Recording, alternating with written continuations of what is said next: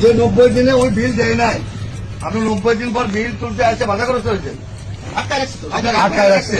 আপনি এখন যাই ইজাহার দেবেন, দিয়ে আপনার অফিসে আপনি চলে যাবেন, ডিজিএম কে বলবেন তদন্তকারী কর্মকর্তা এসআই আনিস দিল, তার সাথে আপনি কথা বলেন। আগামী 90 দিন পরে পদ্ধতি বিদ্যুৎ সংযোগ নেই, আগামী 90 দিন পরে সংযোগ বিল দেওয়া আর না দেওয়া অপমান হেনস্থা করা।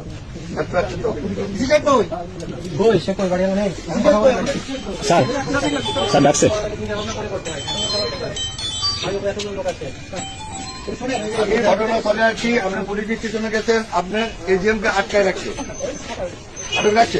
3 মাসের বিল পান, বিল নিতে আইছেন, তাই না?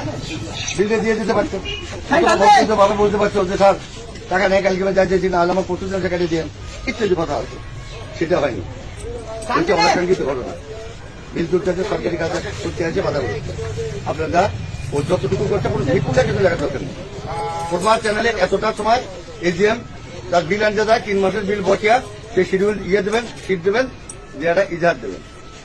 আর উনি যদি বিদ্যুৎ সংযোগ নেয় তাহলে জিএম স্যারকে বলবেন যে 90 দিন পর সংযোগ দেওয়া হবে, বিদ্যুতের পাবে। আর আবেদন আছে, নিবেদন আছে, অধিকার আছে। 3 মাস হয়ে গেলে নোটিশে আপনি কিছু না বিল লাইন কাটিয়ে দিবে, এটা তোমাদের এখন আইন না ভাই? আইন হচ্ছে এটা যে 3 মাস হয়ে বিল না দিলে কেউ বিনা নোটিশে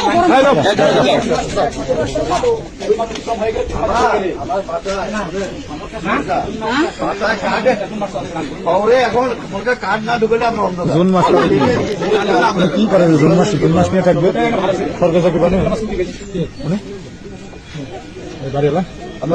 জুন মাসে কত ভিটার খোলা আছে স্যার?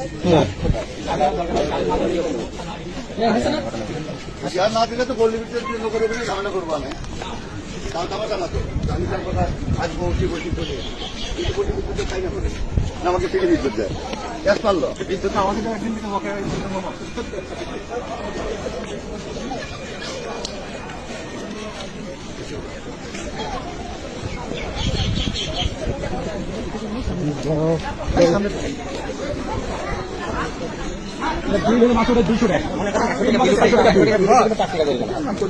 না 3 মাসে বিল ওটা 600 টাকা, এখন বিলের ভিতরে পড়ে। হ্যাঁ